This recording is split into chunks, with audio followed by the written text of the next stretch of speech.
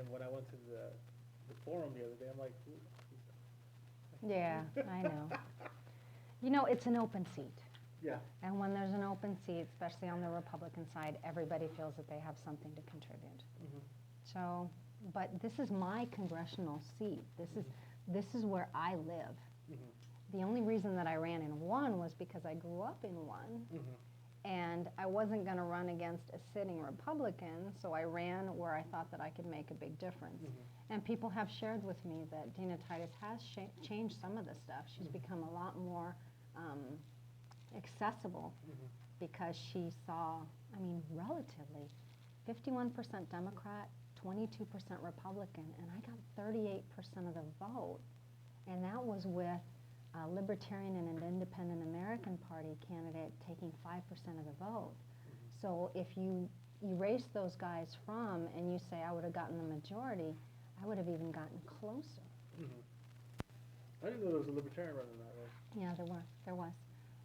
We're both a Libertarian, like I said, and an IAP. So with that in mind, the purpose is you have to give people a choice. So if Dina Titus would have made an error, an ethical error, or something would have come out about her, we couldn't just let no one that could challenge her in there, because then the whole point of the challenge is, look, even if you're not elected, what things can you do to improve overall in Mhm. Southern Nevada? So So let me know when you're ready so I can. Oh, yeah, cool, I'm ready. Okay, cool. So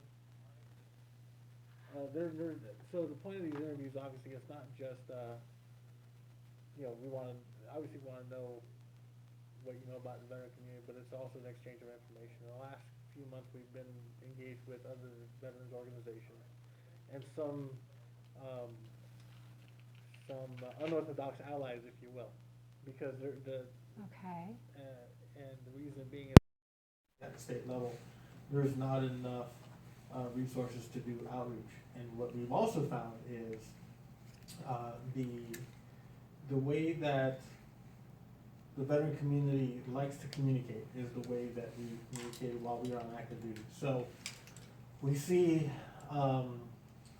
the city council person, right, to be our first line. So they're doing the nuts and bolts, make sure the roads are there, lights are fixed, parks are, working, Right. things of that sort. Yeah. How are Hi, you? how are you? How are you? Not to come in, or? Yeah, come on. Oh, absolutely. You sure? Yeah. The more the merrier. I You think I guys met can you the fill other it out. day. I met you, Mike Kelly. How are you? Nice I to met meet you at you. the CDA thing. You were running in, and I was I running. You were running out. I was coming in. I had about 4 different things that I had to do that evening, so. Have you started yet? Not yet. Oh, okay. Sorry. I was. Maybe you Okay. can grab another pen. No, I got him. We got a pen? Of course. Come prepared. You didn't hear that. So the other thing is so we look at our city council member to make sure that everything around us works, and then the higher we go up the chain. Right, the chain of then, command. yeah. Makes sense. But Makes sense. the one thing that's kind of disturbing, is particularly with me that lives up in CD4, is so the congressman's holding a town hall at the VA, Right. but it's not being shared with the folks that's in the assembly districts that fall under CD4. Oh, really? Yeah, and vice versa. So it's one of those things, like, we want to tell candidates, like, we want to see consistent information across the board. So if, I think Senator Ford is in your congressional district. Probably. Yeah, so, Probably the one now, I guess I wasn't aware of that because I do routinely get things from Crescent Hardy when he Mhm. does have veterans things going on. Right. So I thought that was going way more widespread. we'll discuss it here a little bit more further, but what we do not want to see is a Democrat not wanting to share information No. because it's being pushed out by a Republican and Yeah, vice versa. no, you won't find that, and here's the way that I work, because you have to remember that this last legislative session was the first time that we had a Republican majority Mhm. since 1929 in both houses.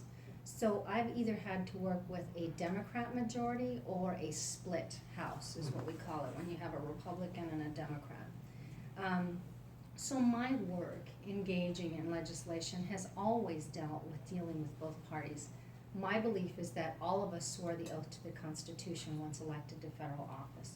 And that oath does not include, I will only work with Republicans or I will only work with Democrats. And the truth of the matter is that we as Americans have a lot of things, a lot of common ground that we should be working rather than demonizing the things that were so different. Mm-hmm. And right now the system is broken and I'm tired of the red shirt, blue shirt. So what you'll see with me is I will not only share with Democrats and Republicans, but I'll share with the libertarians and I'll share with the independent Americans, because if they have a political base that's interested in a particular issue, it's best to include people so that we have the best overall approach. Mm-hmm. I don't know if the independent American Party person's gonna have a good idea about something. And just because they're in that party doesn't mean that we're gonna exclude them. Mm-hmm. So much of what happens in Washington and on our state legislature side is this blue shirt, red shirt thing. And it just, The other day we made a comparison to Bloods and the Crips.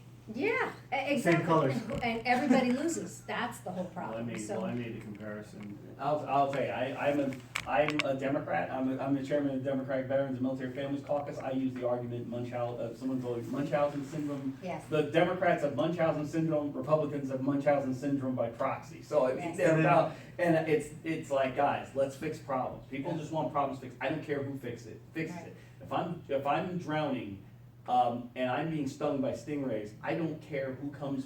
I Exactly. don't care. It's like for Wow, me. you're a Republican. Okay, you're a Republican. I can't I accept can't- being saved. I gotta be saved by, who cares? Yes. I mean, yeah. So I see it another way is I'm a doctor. Mm-hmm. People don't have a requirement to be Republicans for me to save them or for me to do whatever healthcare there is. When I look at somebody's chart, I don't say, are you a Republican? Because if only if you're a Republican will I give you X, Y, Z. If you're a Democrat, then we'll hold off. Mhm. Forget that. Yeah, I'm a physician, I do no harm. I don't care what your political party is. Yeah. Once elected, we have to move forward in the work of the people. Yeah. So, I just, excuse me for a second, I see we're having more people than. Oh, yeah. So I may have to jump out of Yeah. here, so That's I want to sit through. Yeah. You're a great So- candidate. I gotta go, unfortunately, interview, we're short interviewers, so I guess I well, would be. because of the rain. We have it recorded, so we'll share the recording with you. Yeah, So, no, you're fine, you're fine. So do you participate in any veterans organizations? And obviously you attend meetings, but can you name specifically which ones you consistently go to? I am involved a lot with the Veterans Resource Center, and obviously the different organizations that will be opening up in there. The women veterans, some of the organizations such as the Veterans of Foreign War, the Vietnam era veterans, because there are special issues that keep coming up with Agent Orange. So I'm open to a lot of them. I actually attended the Veterans Stand Down to meet a lot of the different organizations. I can't say that I'm monopolized by one. So my interest actually stems back way farther back when I was a medical student in the veterans healthcare system, working as one and as a resident as well. My husband is a Vietnam era vet, and I have many family members who I've known from a very young age that are also retired veterans from several different engagements. So I just buried a veteran this Friday. Top 3 or 4 issues facing veterans. You know, veterans have a crisis situation developing. I see it as a progression of a broken system. One of them is being able to access the care that they need. That is a huge problem for veterans, not only in healthcare, but also the educational opportunities, because once you come back and you have to reintegrate in society, there are certain tools and knowledge base that you have that as a civilian you may not have had, but you go in. But then you need to integrate those valuable lessons, that knowledge, into civilian life. So that transition is not really smooth. So that's a problem. The transition is not smooth. The educational resource to make whatever you learned valuable to society. Veterans are extremely patient. They're extremely dedicated. I watched them as I was a medical student. I'm going, what patience? These guys are putting up with the system that isn't doing anything for them on the pace that it would be in the private sector.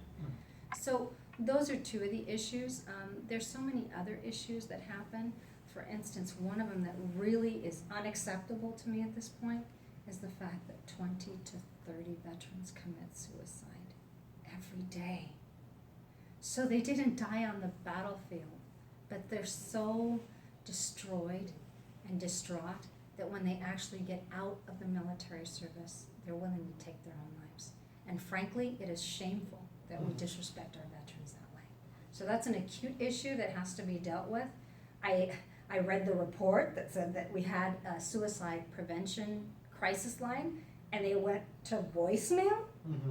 I mean, honestly, no one across the world will respect us as a nation until we respect our heroes. Point blank. What was that one, there was a meme I saw not too long ago, those who forget their words will also soon will be forgotten or non-existent or something like that. So, describe how you or your office will assist veterans if elected. Well, first of all, because veterans are a huge component, you have to have a veteran representative. That means someone who is a veteran would serve on my staff just for the veterans' issues, to build that bridge with the community so that they have the resource. Just like we would have a connection with the Veterans Court, that's a more local. We have actually a very strong one in Henderson through Judge Mark Stevens. So I would want to integrate that person into looking at what is going on there. There are a lot of other resources throughout the community, and that person would be involved in trying to connect those resources and facilitate that for my constituents on the veteran side. But when you look at the veteran side, it's not just veterans themselves, it's their family members as well. Mm-hmm. And that's what I like about the Veterans Resource Center, because it looks at the broader component. We also have female veterans. For the first time, we're starting to see a big growth in them. And we have to address some of the issues that may be a little bit different from our male service members. So that's one way to do it. The other thing is to really create the accountability. There's nothing that frustrates me more than having 184 lawyers in Congress who write pretty things on paper, do wonderful talking points just like they would in the courtroom, but ultimately they don't solve the problem. Doctors solve problems. Mm-hmm. We diagnose and we go for the solution. There may be a couple of different choices, but we actually solve it. Do you have a veterans outreach plan? Do I have a veterans outreach Yes. plan? Well, I understand that inside of the Veterans Hospital, there is someone, a VSO, that actually reaches out to veterans and connects them with things. I also understand that the Veterans Resource Center has a multitude of ways of connecting veterans with resources. So the veterans person that I would have would work hand in hand trying to connect those things, local versus federal. The outreach would be, and this is where we really need to connect the two, is once a person is discharged from, you need to be able to connect them from that day forward into what the potential is for them in the veteran system. And I think that kind of outreach to veterans from the moment that they're discharged is much more important than grabbing them after they're in crisis. Mm-hmm. So I told you that this was going to be a two-way street. Absolutely, please. So, veterans are not orthodox by any stretch of the imagination. No, they're we very- are, for lack of, when we were on active duty, we can get the job done. Just, and everything was done legally. Just, you might have to kind of cringe a little bit, make sure that, nothing snaps. And so one of the things we're looking at is one, you as a congressional representative do the crosstalk with the state legislators, both at the state senate and the state assembly. And then also at the city council level, whether it be at Henderson or Vegas proper, and even with the county commissioner. The other one is being in touch with the unions. The unions have a very large population. Culinary has about 65,000 members. You can imagine, I don't think anybody's asked them how many of their members are veterans. Really? That conversation has not come up. And so I think the same is true for the unions all across the valley, whether it be SEIU or the culinary or the pipe fitters unions. And then, having a relationship with the union leadership to make sure that, hey, I wanna talk to veterans in your union, because these are things we wanna talk about, we wanna provide them with resources. The other thing is also is that there is a large contingent of cadets in the cadet corps here in Southern Nevada, about 8,000 of them. We would help facilitate in formulating a relationship between you and their instructors, and they come up with a mission that is executable by the Corps cadets. So that way, not only do you have the state folks and other elected officials on your side, but you also have people within the community, and some of those parents may even be able to support in distributing that information.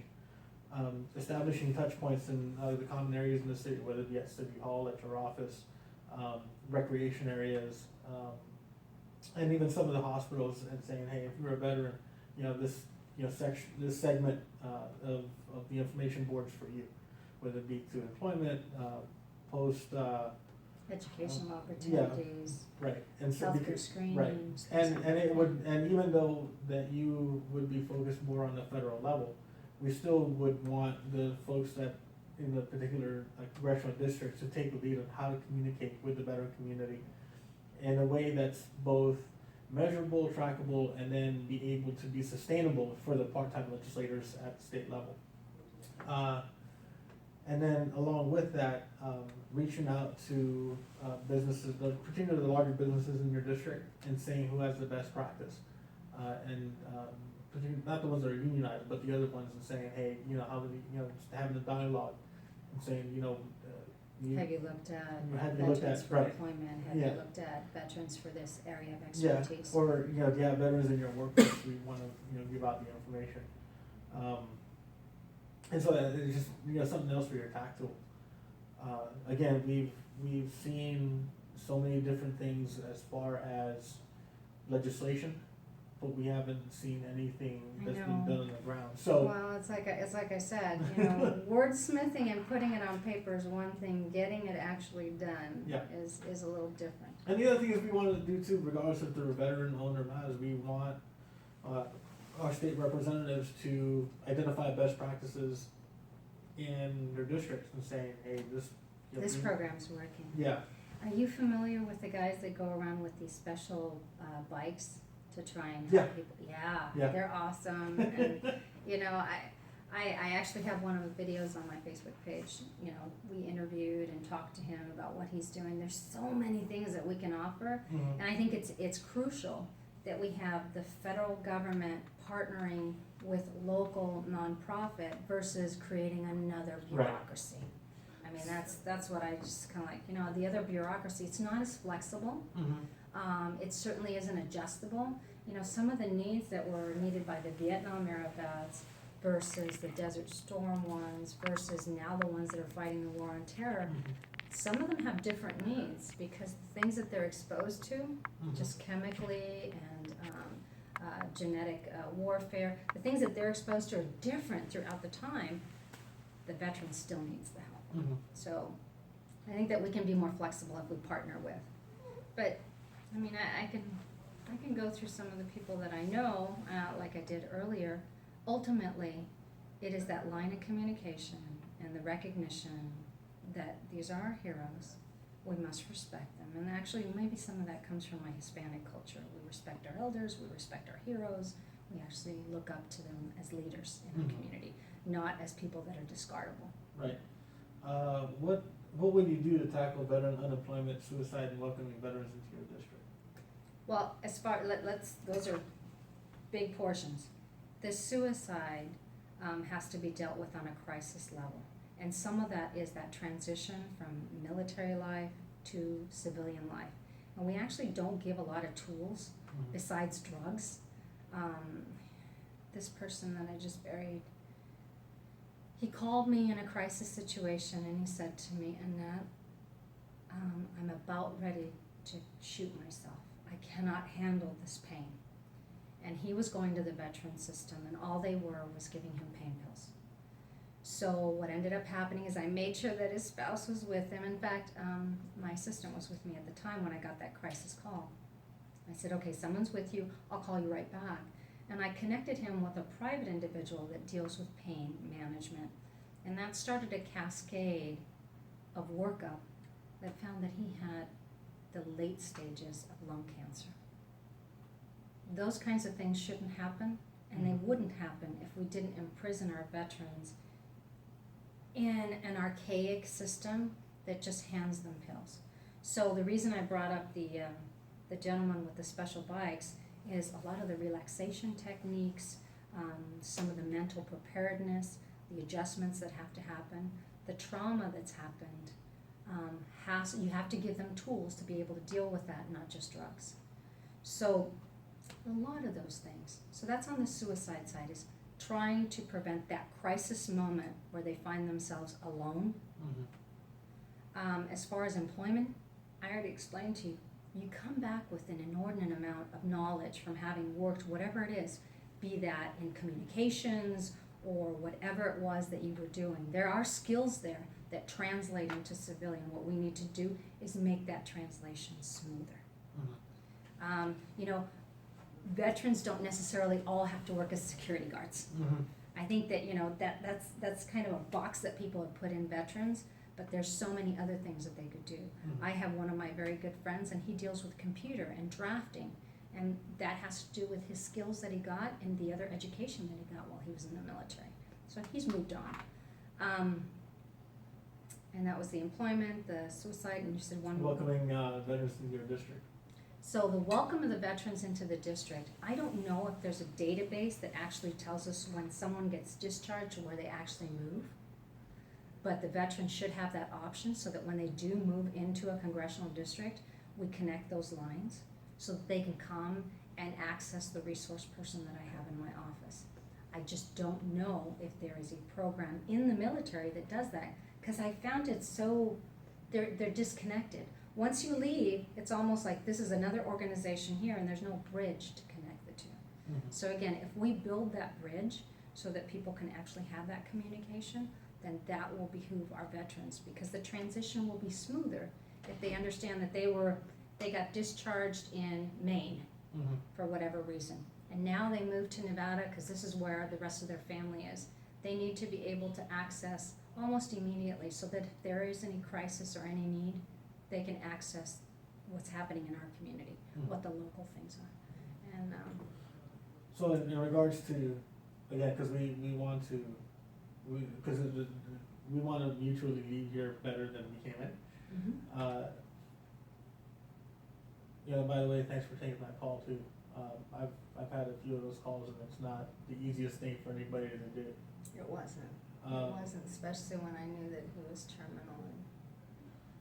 So, in regards to, By the way, he was exposed to Agent Orange and all kinds of stuff, so we don't know to this date. I don't wanna pursue that with his wife now, but, there's that risk. yeah, as far as veteran unemployment is concerned, particularly in Congressional District 3, Congressman Joe has done a really good job of having a job fair relatively in predictable cycles. In CD1, Congresswoman Teijeiro has had a couple of job fairs in her district, and then the Texas station up in CD4 has had a few.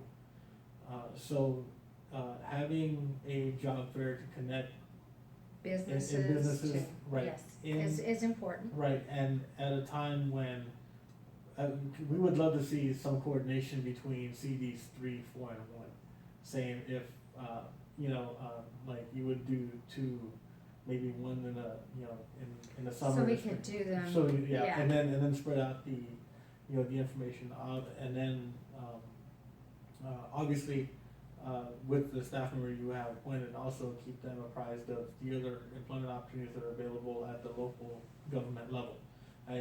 Currently, like CCSD is looking to hire veterans and veteran spouses to fill some of the empty slots.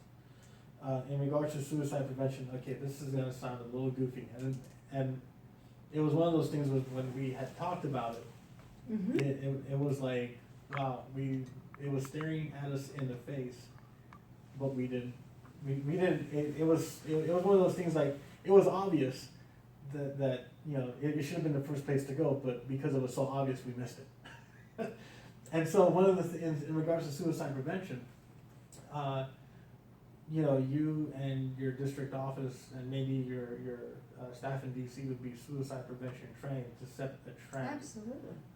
For not only for the people in government office to be suicide prevention trained, but also leadership in the business community. And I think that And that training is free of cost, actually. it is, the other thing that's different about me and the other candidates is that being a healthcare professional, I would be much more acutely aware. That's when I read the report that came out, and they were saying that they placed these guys on voicemail. Those of us that are in the healthcare profession understand that that's not gonna work. You know, when this individual called me in a crisis situation, I made sure that a loved one was nearby, and that he understood that I was gonna give him a call back. Those are things that a healthcare professional understands, because you don't wanna leave someone who's already at the brink of making a crisis situation, you don't wanna leave them hanging. So I was appalled when I read what they did. I couldn't even understand why a crisis line developed for our veterans would go to voicemail. Just like things stared you in the face. Obviously, having a medical, there are only 17 physicians in all of Congress. 14 of them are in the House, and 3 right now are in the Senate. This district has one of those 14. And believe me, we need more of that healthcare input so that we can fix what's wrong with the healthcare for veterans and for everybody else, by the way. We do not have enough physicians in there.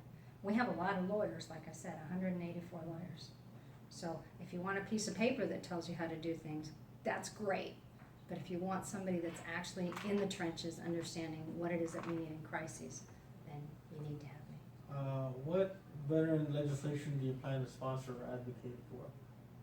You know, a lot of the veterans' resources have to do locally, but one of the things that I want to really create is that accountability.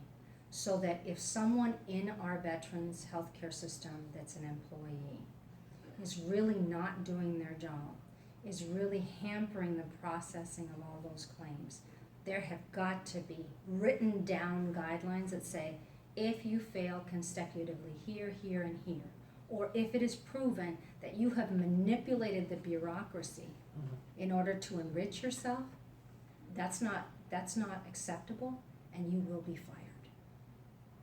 So that kind of accountability, we need to have that. And whether that means that Congress now has to bring certain sections of the VA bureaucracy in and ask them, just like we asked Department of Homeland Security or whomever, what have you done about this, this, and this?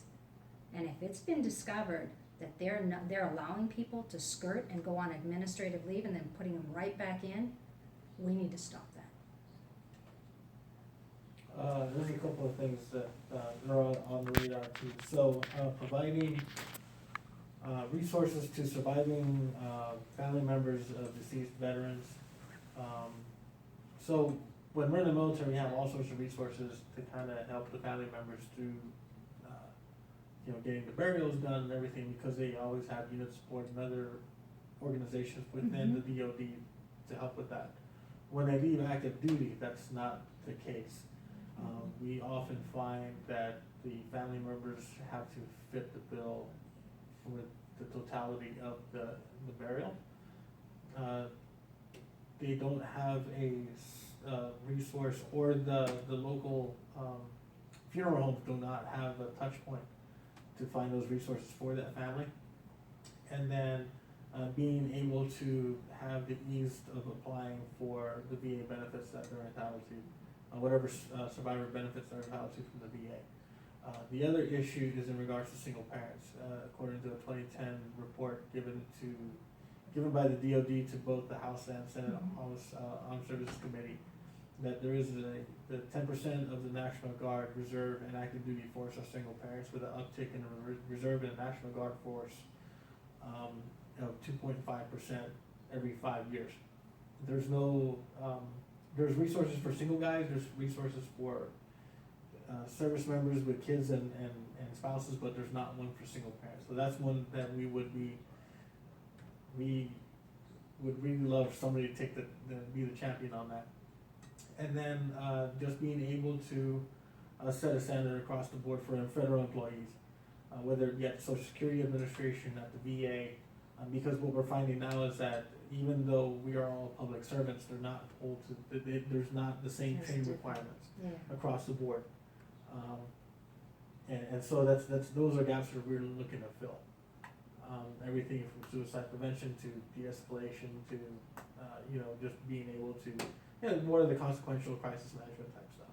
That is acceptable for whatever level that they're going through. So, you know, a matter of if a person seems to be coming in distraught and it's nothing really related to The particular, the, yeah, yeah. it's nothing medically, but the person is going through, you know, there's some domestic violence issues at home, you know, and the cashier is the one that draws it out of that customer, then that cashier should know, hey, you know what, sit down for a minute, we'll call an advocate for you from whatever agency that deals with the specific crisis.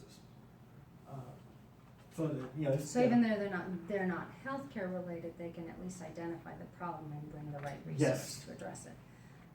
Very, very important, especially when we're talking about the veteran system itself.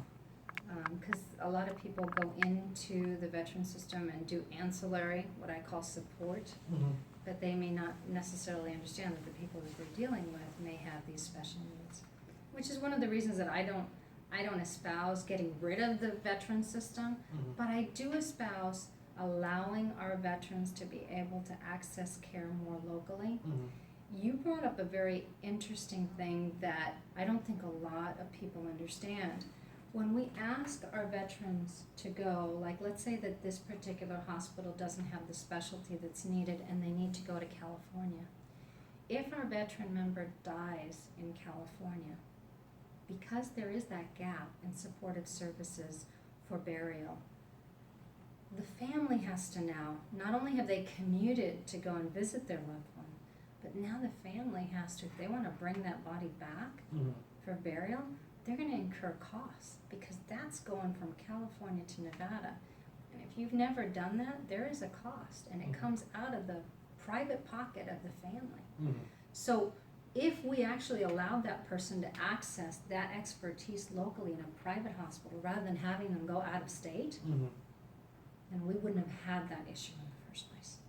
Right. So I am very much for, I and my husband have often talked about the Veterans Healthcare Card, Mhm. which means that if you're on a list and you're not gonna be seen for 3 months and you're having a crisis now, but there's a private resource that's out there that's willing to address it, absolutely, you should be allowed to do that. Mhm. If there's a hospital, for instance, I don't know how much you know about our VA hospital, but there are portions that they do not have the staffing for doing certain kinds of surgeries. There's some portions of the hospital that have no furniture. Yes.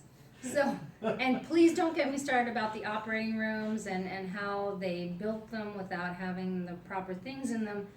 But aside from that, Mhm. because to be honest with you, just on a sidetrack, did you know that Las Vegas and 2 other hospitals that were newly built, they had to spend an overreach of $1.5 billion to correct problems with structure? Mhm. I mean, that's unheard of. But getting back to what I'm talking about here, because I don't want to get sidetracked.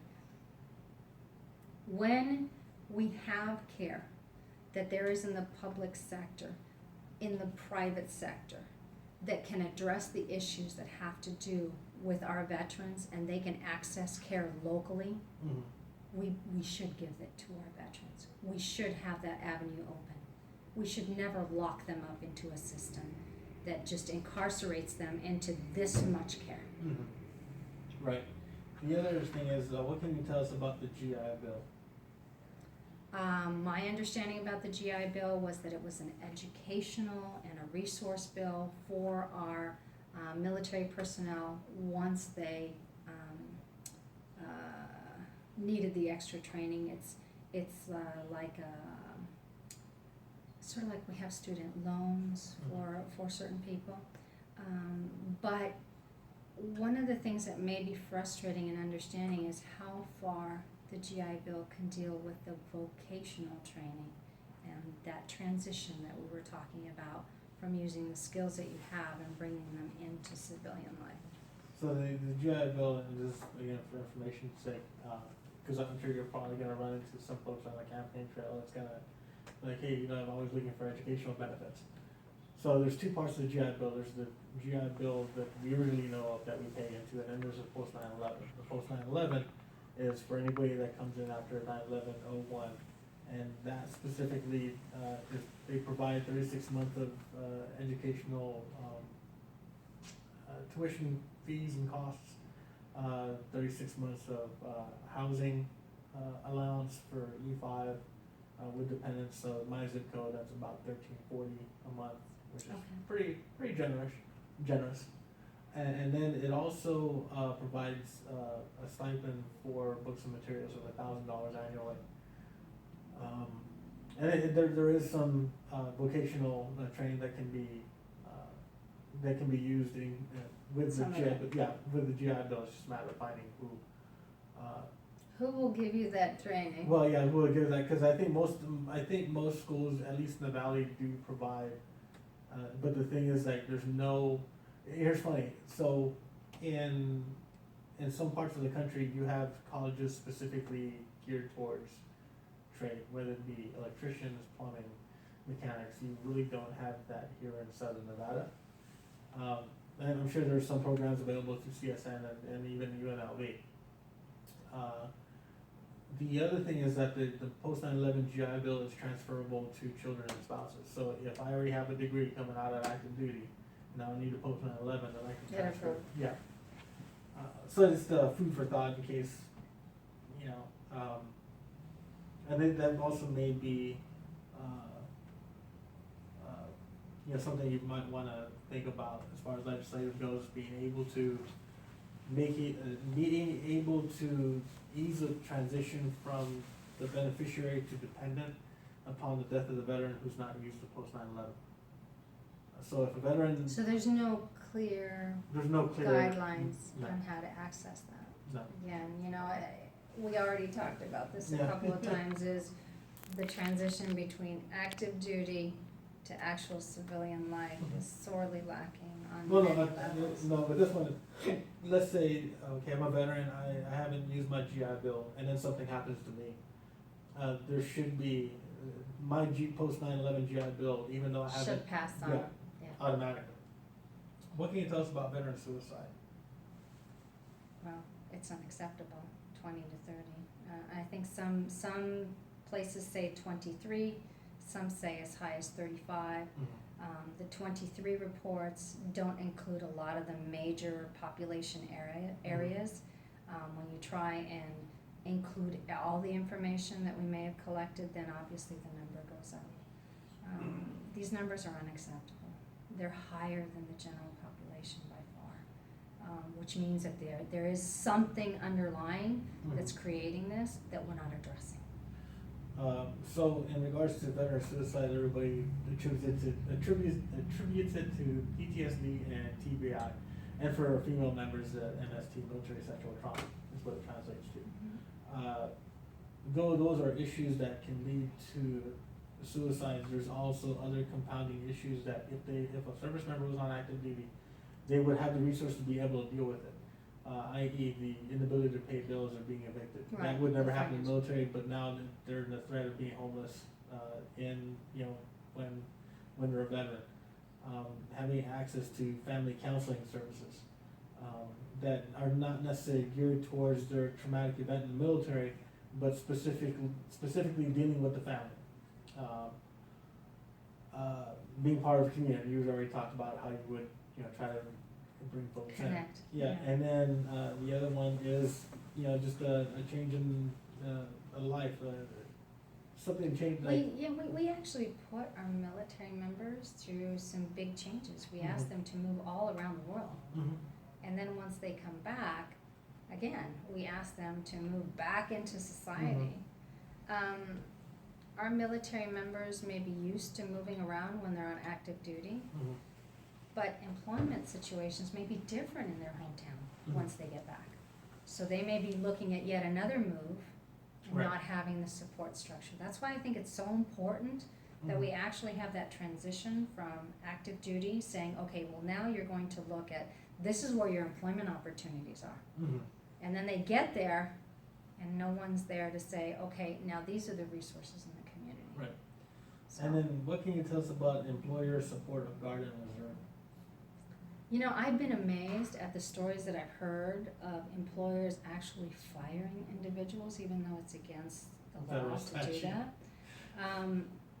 That has to stop. Mhm. If small businesses cannot handle the weight of having someone gone, then there must be some kind of structure that helps the business to then, in a later date, perhaps accept another veteran in, Mhm. so that we have a continuous moving pool of employment. And that involves being very involved in the community small business, Mhm. to say, okay, we understand that this person's deployed and you can't hold, you know, their job for X amount of months because it's just not feasible. You know, you only have 3 people in your office, so obviously keeping that position open, the other 2 people can't function. So when they do hire on that additional person, that perhaps another business in a similar realm will have another position open up and be able to do that. I think that's important. Call it bonus questions. Oh, okay. These are the bonus questions. How many battalions does the Nevada Guard have? I do not know. How many have deployed to Iraq and Afghanistan? I don't know the numbers. Do we have any National Guard battalions currently deployed? From Nevada? Yep. Oh, boy. I know that there are people that are deployed from our Nellis Air Force Base on a cycling basis, but I could not name to you which battalions are deployed. Are there any deployed? I couldn't tell you off the top of my head, no. Rough number of veterans in Nevada. In Nevada, let me see if I can remember the exact number. Ballpark figure. Ballpark figure, there is, oh my goodness, cause now I'm only remembering, there are 53,000 just in CD3. So there's got to be about, I don't know, more than 150,000 throughout the state. Actually closer to 330-ish. Between 280 and 330. Yeah. What is the significance of April to the military community? April. The month of the military child. Oh, okay. And obviously it's not just with, because the one thing that, obviously the other ones that bear the brunt of It's the family. is the family, and the children too, because a lot of them don't understand. I have a 13-year-old. And so, and those again, so September is Suicide Prevention Awareness Month, and then November in conjunction with Veterans Day is Military Families. And then April is Month of the Military Child, and then in May is Armed Forces Day. So those are several touch points that you can use when. Well, we'll create Yeah. events that have Yeah. to do with those months, so Yeah. that it's more contiguous with what we're celebrating. Yep. Absolutely. You got any questions for me? Well, a lot of what's discussed on the political realm is who's a viable candidate. Mm-hmm. And I can understand certain discussions about that. What disturbs me and why I believe that we're not really doing anything for our veterans is the fact that a lot of candidates that do have the finances supposedly to be the elected candidate are already bought and paid for by people that aren't veteran oriented. And therefore that closes the door to getting the solutions that we need. I would encourage you, I would encourage all of the council members to look at not just the finances, because ultimately we need solutions. Mhm. And we all know that money doesn't always buy solutions, Right. but it does buy corruption. The funny thing is, because we were going through the questions and answers of what we're gonna ask, and the one thing two things we're gonna stay away from was party lines, because the veteran community doesn't really communicate along party lines. No, 'Cause no, you don't serve on party lines, really. We do whatever hell we want to do, as far as voting is concerned, but more of what information can we provide candidates so that way they can create a measurable, sustainable solution, not just in DC or Carson City, but here. No, everywhere. Yeah, But it has to, right now, we're in a crisis situation where people are looking at how much money a candidate has to make them viable. That's like the wrong thing to do, because we've seen these candidates. We've seen people go to Washington, D.C. and enrich their pocketbooks and do absolutely nothing to cure the ills. In fact, they think nothing about creating yet another conflict. I am sick and tired of having people from other countries expect us to go fight their wars. They all want asylum. Mm-hmm. They want to come here. But you know what? I have a serious issue if a young refugee comes here, especially a male refugee. They don't want to fight their fight, but they want asylum. And I'm like, and so I'm supposed to be okay with sending that 18 or 19-year-old American soldier to fight your fight? But these people will do it because they're more into, I don't want to say the military complex and support, but their funding may come from people that are in those industries, so they don't care whose blood is shed on the battlefield. Mm-hmm. I do. So those are things that, I encourage people to look at when they look at the candidate out of this race. We have to absolutely pick the best, the most passionate, experienced, with strength under adversity, which I am, that can actually voice those things in Congress versus picking the guy that can have the glossy mailers and the beautiful TV ads and tell you how wonderful he is in his way of thinking. I heard about those. I don't have cable TV, so I after last election cycle, I was like, no cable TV this cycle. Well, we need to learn. We need to learn as an electorate that those wonderful little ads don't mean squat. Yeah. Well, it's good seeing you again. It's good seeing you. Want me to send you the video? Yeah, sure. Okay. That way your friend that was in here that started can Yeah. finish his evaluation.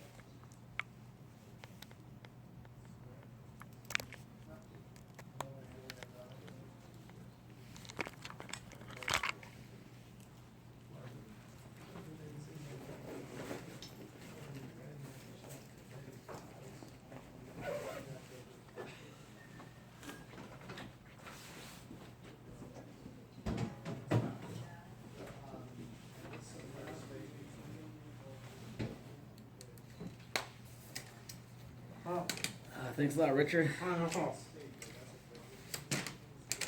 I think you're the only one that's come in here with a videotape. Huh? Well, you know what? We've been doing some of the town hall meetings, and they won't let us, videotape.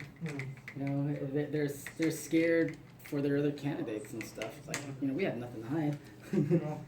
Share information with everybody. Because you only don't want the video or audio if you're gonna say something bad.